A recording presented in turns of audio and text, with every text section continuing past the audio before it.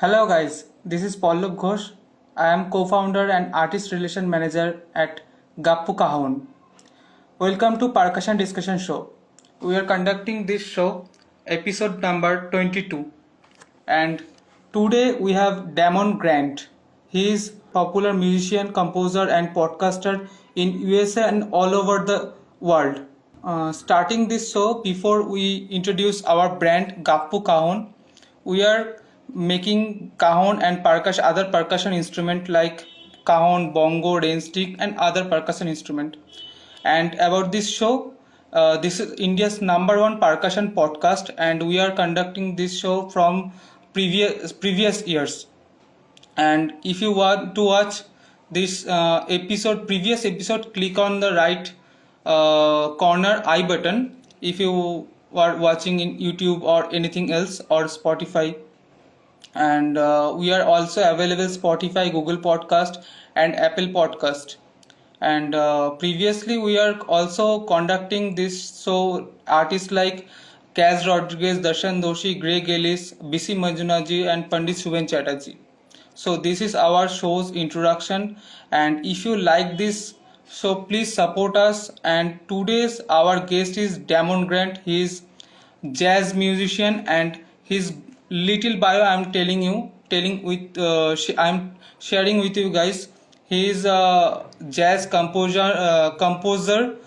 He has multi-talented, like he is playing vibraphone, marimba, and other percussion instrument like cajon, bongo, and others instrument. And his band like the Damon Grant project. What's going on?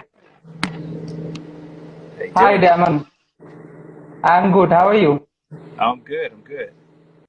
Telling about you, that you are the pioneer in podcasting in percussion segment, and this is my first live session, and this is with you, and and our team. Am I audible to you?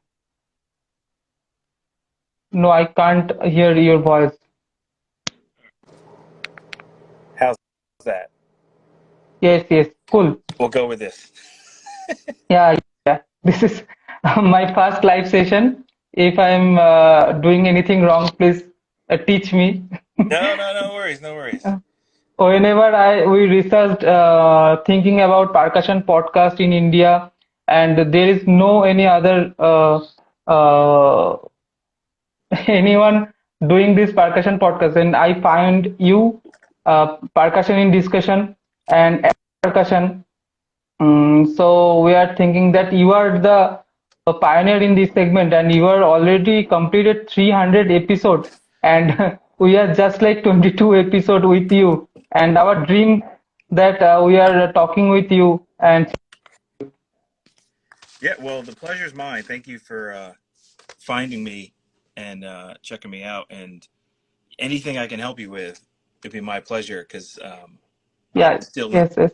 about percussion in India as far as what instruments are available in North India versus South India, and so the fact that you guys are over there crushing it, and I'm still a student, so I appreciate you. No, no, no, no. You are just when we listen your podcast, and we are just spellbound how you approach your artist with podcasting. Like guys,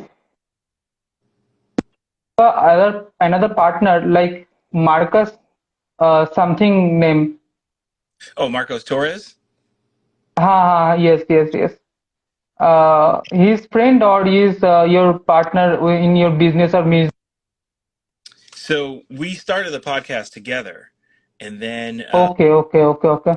during the pandemic, well, probably it's still going on, but like in the middle of the pandemic, we interviewed somebody who said that, Okay.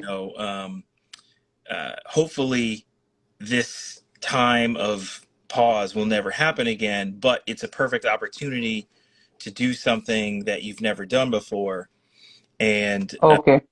he had gotten his degree in music. He got I think it was music minor performance, but his major was like recording, production, and engineering. So Okay, okay. he decided that he was going to step away from the podcast so he could focus on Okay.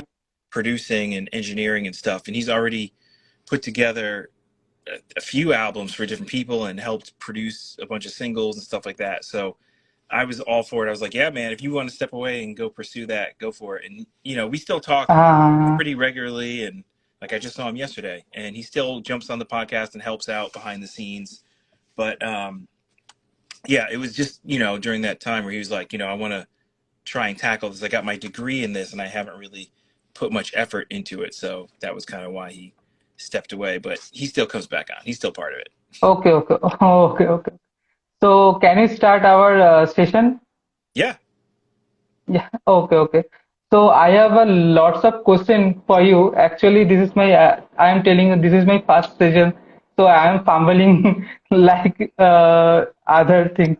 And my first question to you, how did you start this? And how did you when you get this start this journey? Podcasting.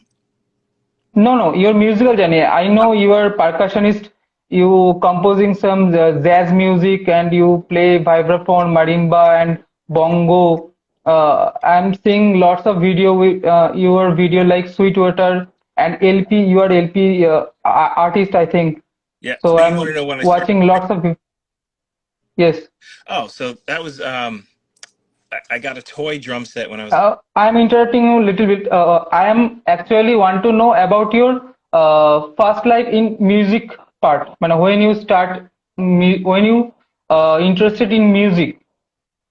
yeah. So that was probably, you know, when I was 2, 3, I used to watch The Muppet Show and Sesame Street, and both of my parents had a huge record collection. So I would listen to records, and they got me a toy drum set as a kid that I would play all the time. And then my mom's best friend was a piano teacher, so she Okay, started me on piano really young. And then when I got to elementary school, I explored the strings. I guess my great grandfather had a violin.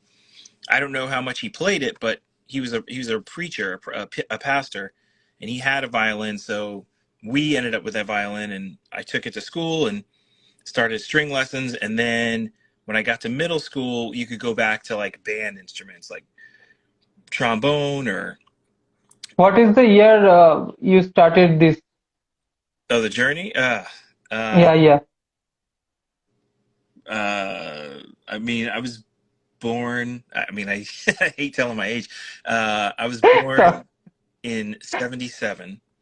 So, okay, okay, you know, this is probably through the '80s that's going on. okay. Just Last like you year, were 3 years old.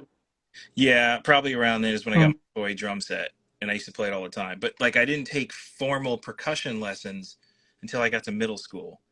Um, Okay, and that was because my friends and we just hung out together, and they were like, "Hey, we're doing this," and I was like, "Yeah, that sounds fun." And so I went back to drums, and I just kind of stayed there. So it was middle school. okay. And then what is the your journey and go on you were telling about your class grade 7 8 or high school and then Yeah, I kept doing it. By the time I got to high school, you know, there was a collection of us who we all played percussion. So we would play for every ensemble, whether it was the marching band, the jazz combo, the pit orchestra for the play, the actual orchestra. Sometimes our band director would have us play in the community wind ensembles okay, just in town that had nothing to do with the school.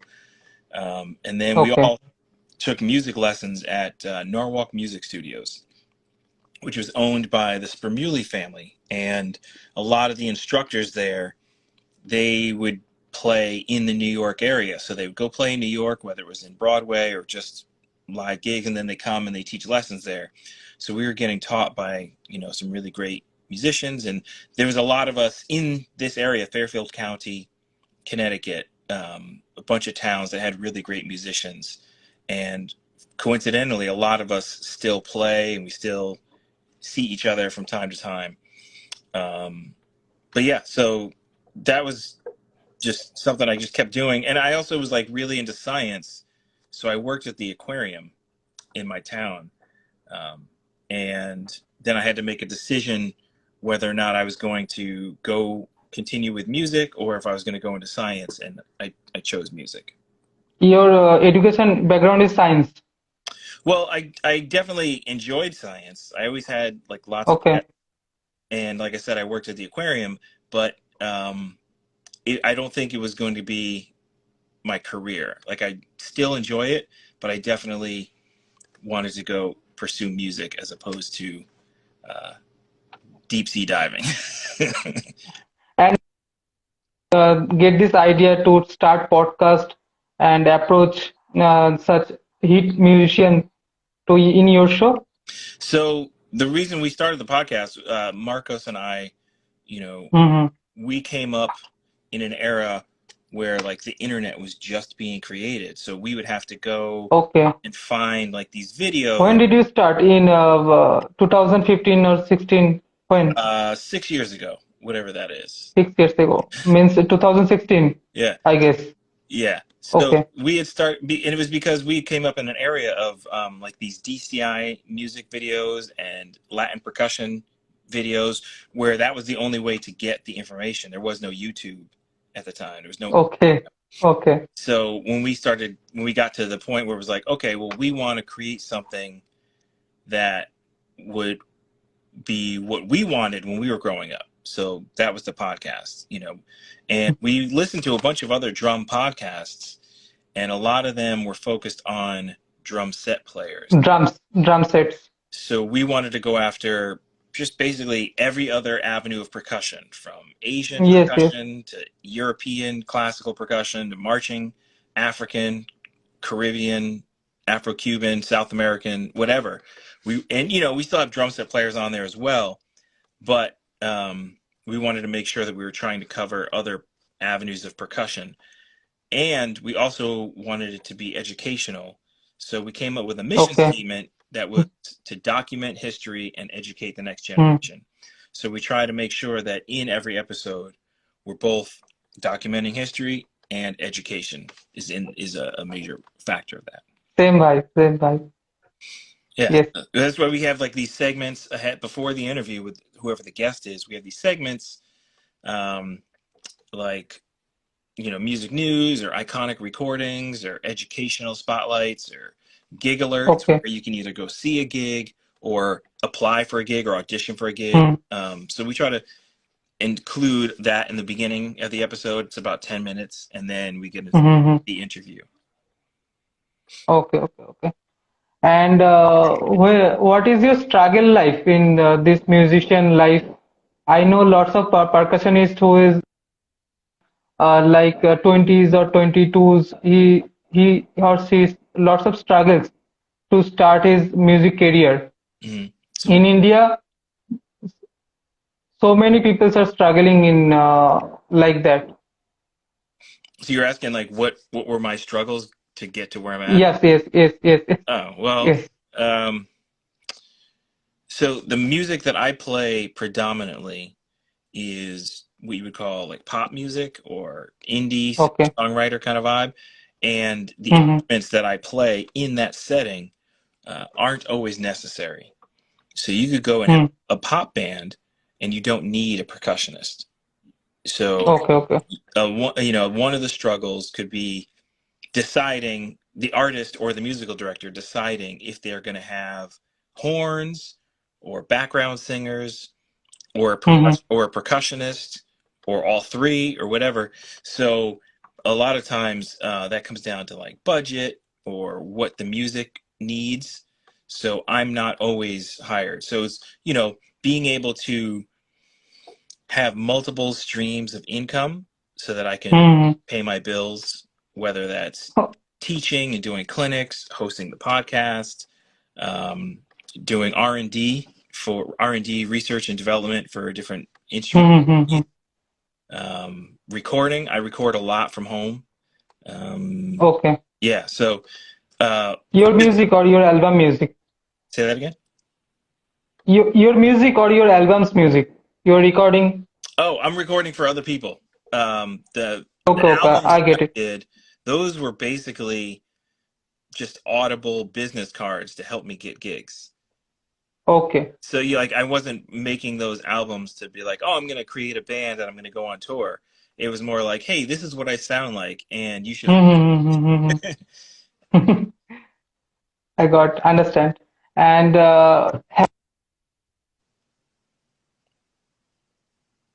segment or your album segment, have you any target?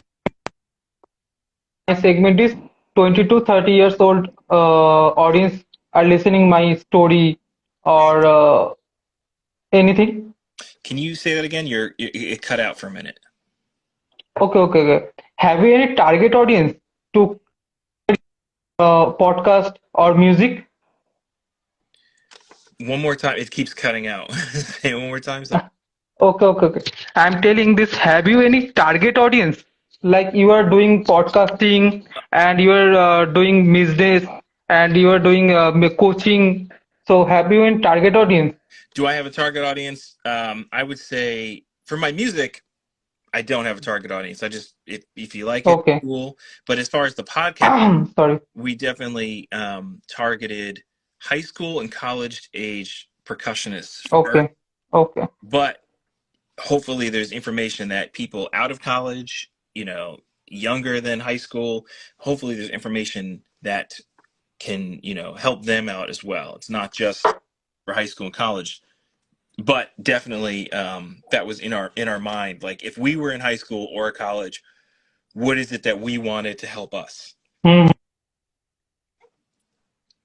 This is your target segment that you want to help high school students or who are education about music, who want to educate music, Or learn. just be a better musician. Like obviously our medium is percussion, so we're going Hmm. after percussion players, but there's a lot of music business and music news that's involved in the interviews as well as the segments. So we want to make sure that we can get that information to those musicians just to help them out as a resource, whether, to help them further their career. Like I just got a message from somebody who was like, hey, I know you interviewed this guy and you were talking about this particular topic and I want to use it for a class I'm teaching later tonight. Do you remember what episode? So like I looked it up and I sent it to him and he's like, perfect. That's going to help me teach this class. So that makes me really Okay. happy when people can use the episodes as a resource Hmm. to help educate or get better. Yes, yes, yes. And what is your strategy to promote your podcast and music and your albums? Man, word of mouth, I guess. I mean, I use social media mostly as a tool so that I can, like, I look at my website as home base, right? That's my front yard. Okay. That's where I control all of the content. So on my Okay. website, there's links if you want me to record, if you want me to come teach, if you want me to play a gig with you, like there's all that information Hmm. on my website. But I know that not everybody just outright goes to websites and they go to social media Hmm. first. So I use my social media kind of like a traffic cop to direct people. Hmm. Oh, here's some information about me. If you want more information, you can go here. So then I send them to my website. Like if somebody hits me up on Instagram and they're like, oh, I need you to record on some tracks for me, then I send them to my website and say, yeah, fill out this form. I can do it from there. And I don't even have to meet the person in person. I can just record Hmm. remotely. But Okay. yeah, I would say social media is definitely the way that I use. Like I don't put a lot of my personal life on social media. It's mostly, things that have to do with my work. Like I'm playing here or I just Okay. recorded this. And if you want more information, head over to my website and you can get more information, So Just like your business page. yeah. I Yes, use yes, yes. social media like as a business page. I do So, sneak in a little bit of mhm. my personal life, but I try to keep those separate because once you open the door to the general public in your personal life, then they feel like they're, included, and they can comment on or be part of Mm-hmm. and I'm like, I don't know. I'm going to make this decision with my family, and I don't want you to involve. So there's certain things that I won't put on social media Oh, just to have a separation. yes, yes, yes. So I'm asking again a previous question that when you get this idea to start podcasting, so how did you approach first artist to conduct? Oh, how do we approach the artists that we want to? Yes, yes, yes. So we Yeah. started with our friends. We started with people we knew. Okay. So Okay. at least we're like, okay, we want to at least have some episodes rolling. So we started with people we knew that would also, be great guests, but it was easier to reach out to them. And then in the beginning, we were still kind of figuring out what it was going to be as well. So, some of those first interviews was just kind of like us figuring it out on our own. Mm-hmm. And then I would say after that, we went after some really big names. So we started going after people that we looked up to and Mm-hmm. would love to, sit down with them and Okay. whether it was reaching out to them on social media or getting their Mm-hmm. number from somebody else or email or whatever. But, like all the people that we would look up to on the records that we listened to as Mm-hmm. kids, we're like, oh, this, because we used to read a lot of liner notes. I know that's not really a thing anymore, but I still like liner notes. So we used to look up the liner notes and be like, oh, on this recording, this person played percussion and this person played drums and this person played bass. And so those names, we knew those were like household names for us. So we, Okay. okay, well, we want to go after these people. Like I still have a super long list of people that like we want to go after, and some of them are passing away and some of them are getting older. But we're trying to get them all. It's hard. Yes, yes, yes. And what is your LP, your journey with LP? Because I am watching your video like with LP like 2 decades. It's a huge. So what is the journey with LP, Remo? You are so many brands you are endorsing. So how many brands you are endorsing, and what is the journey with your LP, and how you see the LP is growing to in this segment, percussion segment. So right. So first of all, the endorsements I got, I'm very fortunate that I am endorsed by a multitude of companies. And the whole goal is just really to make my life easier, especially when I'm like traveling. Because, if you have a company that has a big reach, then you can work out backline gear so you don't have to bring as much on the airplane. But yeah, I think the first company I was endorsed by, I believe, was actually Vic Firth Sticks. Big part text. And that was Yes. because I was fortunate to have met and created a relationship with Vic Firth himself before he passed away. Okay. So he was always very open and welcoming, and however I can help you out, and what do you need and to be successful, because Vic Firth, the man, was also huge into education. So that way his company, Okay. Vic Firth, the company, was also really big on making sure that people were educated, and still to this day they're big on education. So that was the first endorsement, and then the other endorsements, like LP, I got that one through Martin Cohen, who is the guy that started LP, and Okay. Zildjian came. What is his name? Martin Cohen. Okay.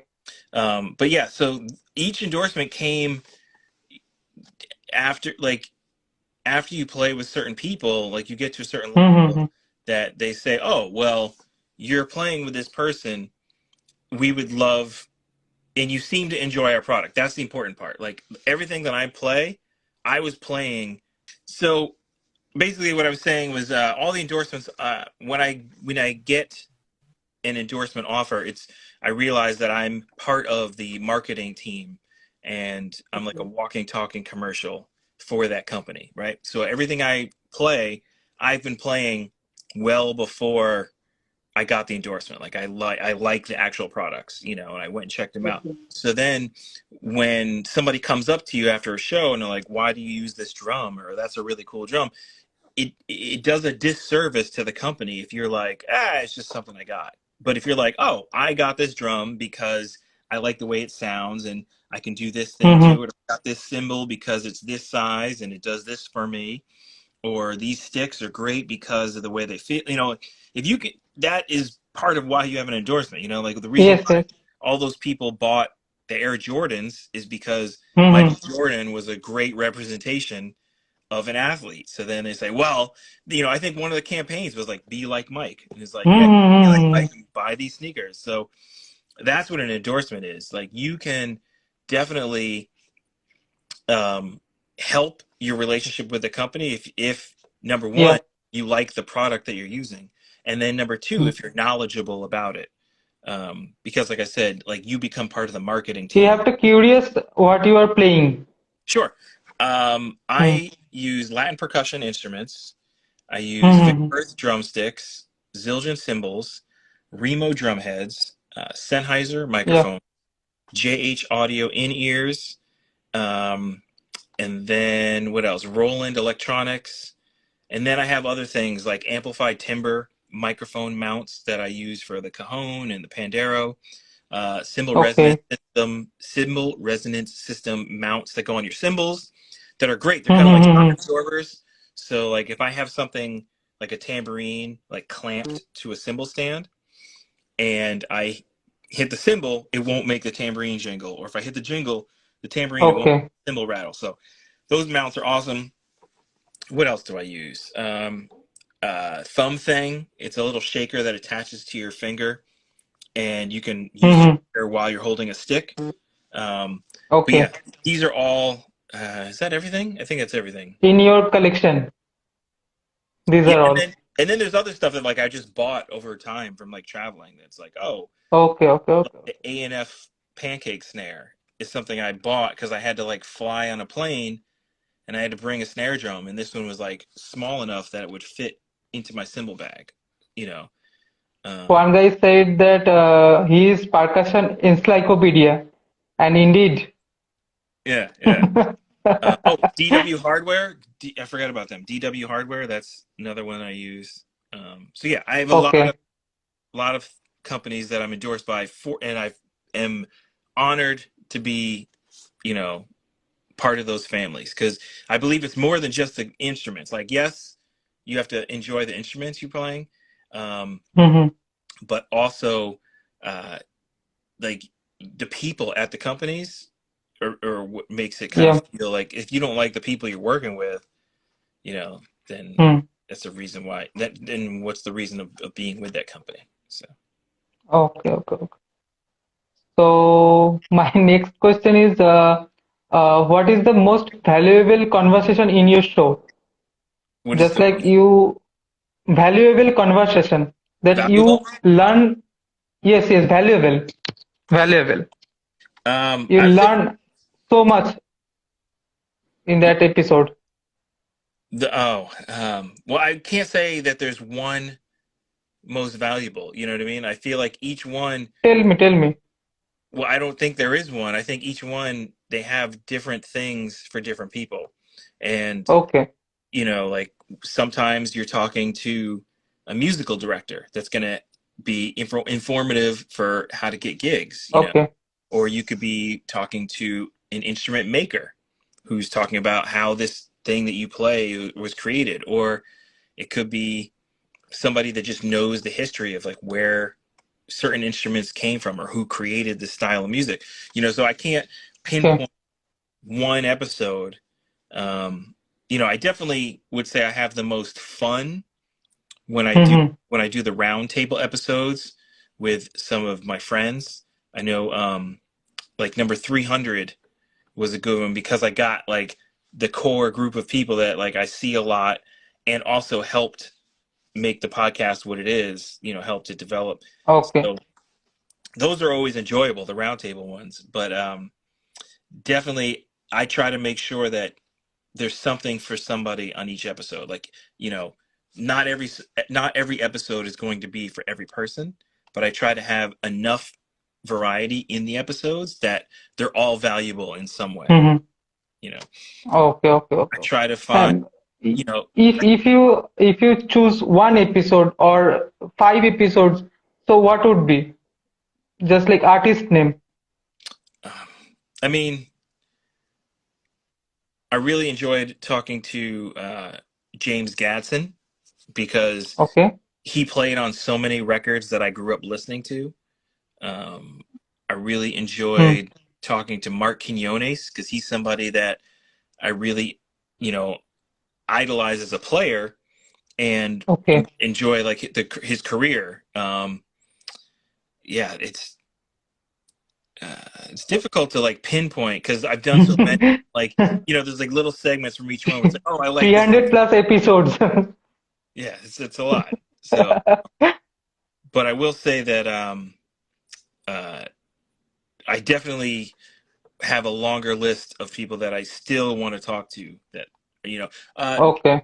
talking to Johnny Dandy Rodriguez was really cool because it was really historical. Um, Okay. but yeah, it's tough to try and pick to narrow it down. It's like asking Okay. you like, what's your favorite child? Like yeah. And my next question is, how did you balance your musical life and your podcasting life? Because you're consistently podcasting and music also. Yeah, it's just a lot of scheduling. Like I have it's actually right here.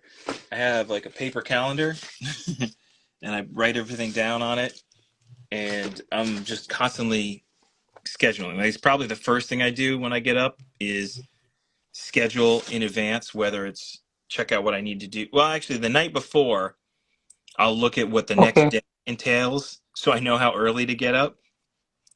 But I try to do a lot of scheduling, ahead of time, so it's not a surprise.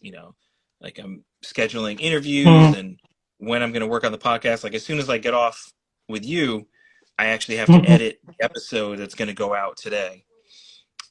Okay. So I do the scheduling for the podcast. If I have clients that have sent me tracks that I need to record on, I have to figure out like when am I going to do that or when am I going to practice for whatever gigs that I have coming up. So it's really just maintaining a proper schedule, and the fact that I have a calendar that lets me see the whole month makes sure Okay. that nothing's a surprise. Like if I had a weekly calendar and then I would turn the page to the next week, there would be surprises. This one is a little bit further out, so I can kind of gauge, okay, I need to practice for this here, or I need to figure out a flight for that, so, but it's also scheduling in like real life stuff too. Like I need to get my clothes to the dry cleaners, or I need to do laundry on this day. Yeah. I'm marking there which day certain bills are paid on. Like, hey, put a little star, pay this bill on this day. Because that's real. You got to maintain that. Or, if you're running out of groceries, like, oh, I need to go grocery shopping before this day, or I Yes, need yes, to eat all this stuff by this day because I'm going to be gone. And you don't want to have yes. food going bad in your food. So yeah, it's scheduling. It's like getting good at keeping a consistent and organized schedule is basically what I do. Okay, okay, okay. And what do you think about podcasting future? Because in USA, podcasting starts in 2017, I guess. And today in India, podcasting is flourishing. In mainstream, people are recognizing podcasting. So, what would be the next thing in podcasting, in your perspective? Um, Because whatever in USA, right now in here, our in India, we are capturing this two, three years later. So that's why I'm curious. oh, well, I know that a lot of people nowadays, because of using Zoom so much during the pandemic, they're Okay. recording their podcasts in video form. Like mine Mm-hmm. started as audio, and Mm-hmm. it's gonna stay audio because figuring out cameras, and that's another thing to take up your time to Mm-hmm.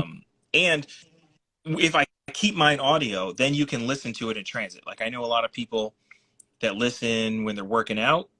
I know a lot of people that listen when they're going on walks. I got a message from somebody who was like, I listen to your podcast in the morning when I walk along the beach. It's like, oh, that's awesome.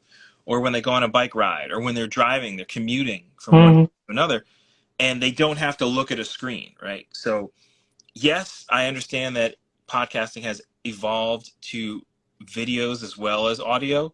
Mm-hmm. I feel like being able to keep it as audio is going to help reach more people because they can listen to it when they're doing, other mundane stuff, washing dishes or whatever. Okay, So okay. what Yeah, because I don't know what the next step is. yes, I'm watching I a was just going to say, I don't website, know. riverside.fm. They are starting video podcasting in live, Oh, okay. riverside.fm. So Yeah, that's why well, I'm asking you, what is the future in your perspective? I guess that might be it, live podcasting. I don't know. I don't know if I'm like the right person to tell you what's going to happen in the future, because I'm the person that'll like watch a few people do it first to make sure it Okay, works okay, before okay, I sink my okay, time into it. Like I okay, just okay. got an iPhone 14, but like before that I had like an 8 until it died. I had an iPhone 8. You know what I'm saying? Like, so I'm like, it works. Huge jump, huge jump. Yeah, 8 to 14. yeah. But even before that, it was like I had a 4 before I got an 8. It was like, if something's working, I'll just ride it for a while, and then Yes, yes. let people figure it. Like when people are like, oh, we're gonna do Bitcoin and crypto, I'm like, yeah, I'll see how this goes before I jump in. And now it's like crashing. I'm like, see, I'm glad I didn't jump into that. You know, so I'm not the person to tell you what's going to happen in the future, but I'll be the person that can tell you like, oh, this has survived a long time and it'll work. Okay, okay. So, what do you choose about YouTube versus podcast? If you have, if I'm asking you, you choose, what do you choose, YouTube or podcast? Well, it depends on what it's for. Like, I don't put my podcast on YouTube because I use music that's copyrighted. So, like when I have a Okay. guest on to promote the Mm-hmm. guest, I will use their music and be like, "Oh, this is music that the guest played. Check it out." And if I were to do that on YouTube, it might get flagged because I don't own the copyright of it. Do you see what I'm saying? So that's why the podcast I keep audio. Now, do I use YouTube? I use it as a tool all the time, whether I'm watching a tutorial to learn how to do something, Mm-hmm. or if I'm like, trying to fix something. Tutorials are great on there, especially like with like recording software, Indeed. or like plugins or editing or whatever, video software. Yes. I have to do that. So yeah, YouTube for me is definitely a tool, but I don't think I'm going to put my podcast on it. Okay, okay. And I'm watching you that you are playing cajon, bongo. What is your main instrument? Like you have, whenever any guys appoint you, you have recording from you. What is your main instrument? So I don't have a main instrument. I'm a percussionist, so that's Okay, pretty okay. much anything you can hit, scratch, or shake.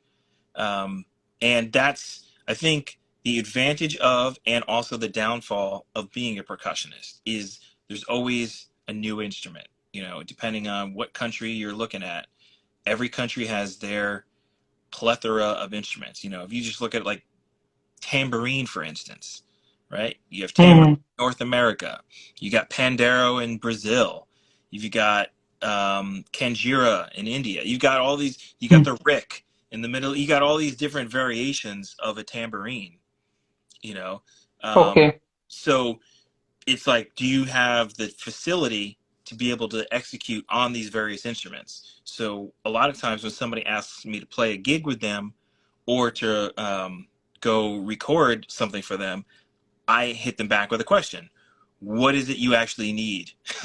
You know, Okay. they're asking me to play. Like, I use 3 to 4 different setups of percussion instruments. So I asked them, like, what do you need from me to provide on percussion? Is there a drum set player? Am I the only percussionist? What style of music is it? You know, so there's a Okay. few questions that go back and forth when somebody hires me for either a live or a Hmm. recorded session. And what you choose about percussion and drums, because we are just like doing percussion podcast and many other people are doing drums podcast. So what's your on take on you that? I mean, I think drummers are just one genre of percussionists. You know what I mean? Because the drum set was created by Hmm.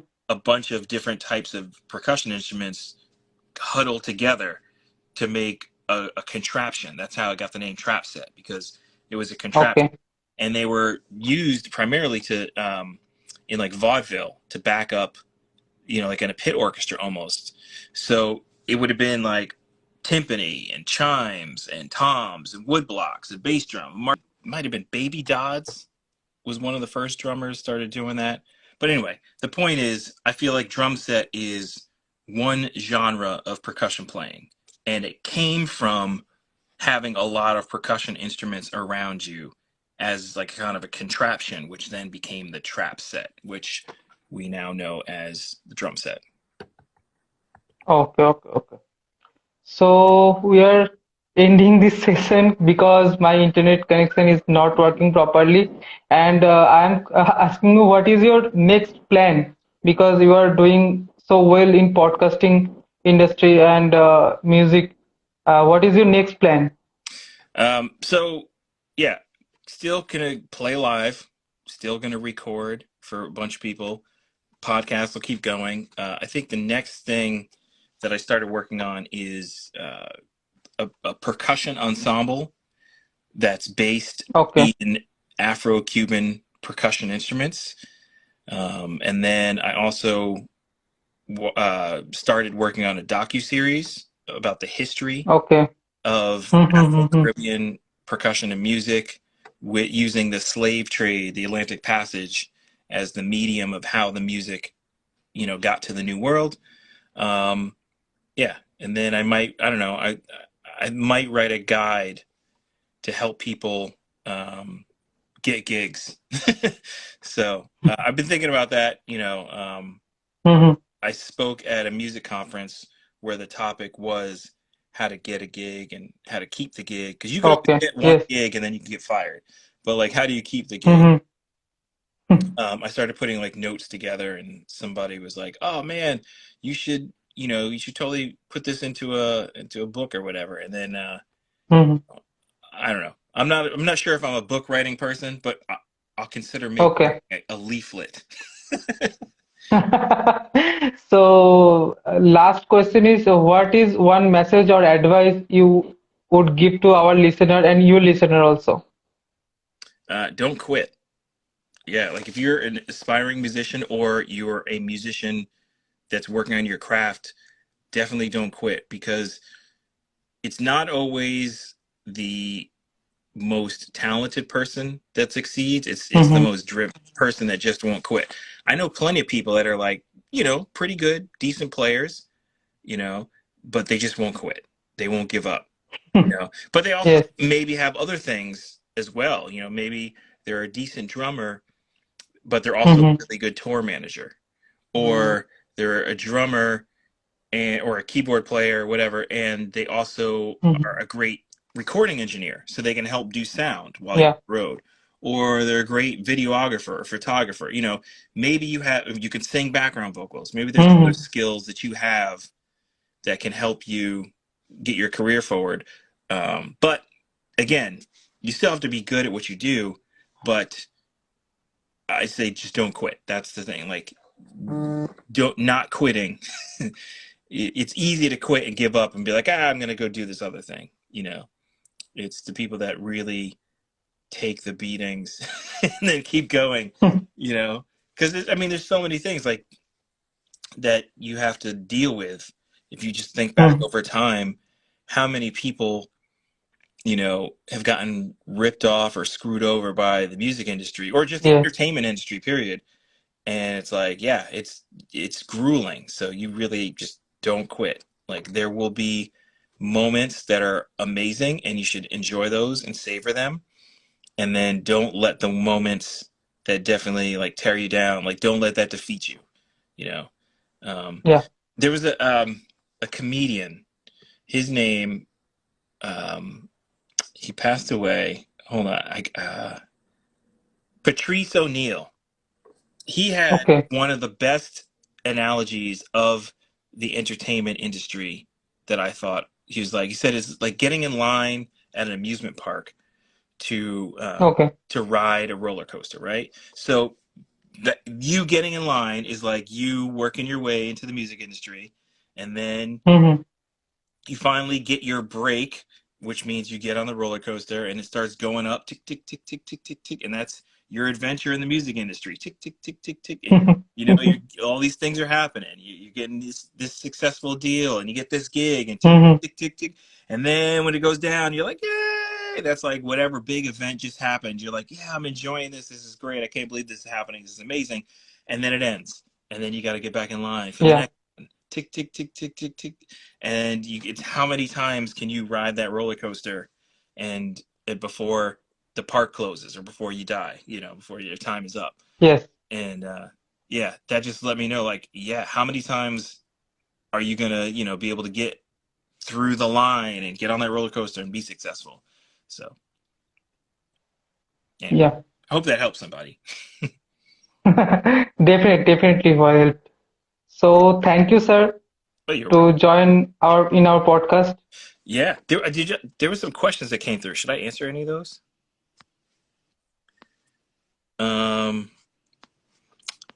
I am going to be on Morgan James's new album, and I don't think that I'm going to be on this upcoming tour that she's doing. I think Sarah Gooch will be playing drums on that, but I'm not sure. I don't know. We haven't really talked about that. The only information I got from them, I'm just approaching the question in the Morgan James. The question I got was, can you record on the album? So whether there will be other shows in the future, I don't know yet. I just know that the first step was, can you record on the album, which I completed yesterday. So all of my parts have been recorded and I just sent them to her. So we will see. Yeah, and I think there was another question about the thumb thing. I don't know if I saw it was up there. The thumb thing is the shaker that I told you can put on your finger, and that's awesome that you grabbed one as well. Send you a cajon. Well, then if I send you my cajon, what am I going to play? So thank you, sir, for joining with us. And what I say, thank you. You are inspiration to us. Oh, Thank you. my pleasure. And maybe one day I'll get to make it over to India and meet you in. Definitely come to Calcutta in India. Is that in North or South? Is East East. India. I was wrong. I was way off. East India. Okay. Wait, I believe East Indian tea. When British came to in India, they came to Calcutta. Yeah, because the East Indian Tea Company. That was you guys. Yeah. Yeah. When British came to India, they came to Calcutta, and in 1911, from 1800 to 1911, India's capital is Calcutta. Yeah, and we had a whole war over here in America, the Revolutionary War, because of that tea. Yeah. Yeah. No taxation without representation. Okay. Awesome. Thank you, sir. Thank you. Okay. Hopefully next time I'll be doing great in this segment, doing good in this segment, and for interviewing next artist. So this is my first session. Thank you Oh yeah, my pleasure. for helping me. I wish you the best of luck with your podcast and everything over there. Thank you. Thanks for having me. This is our show, Percussion Discussion Show, and today we have a guest, Damon Grant. He is a multi-talented percussionist and podcaster. So, if you love this percussion in the Percussion Discussion Show, please like this video, share this video with your percussion friend. Thank you so much.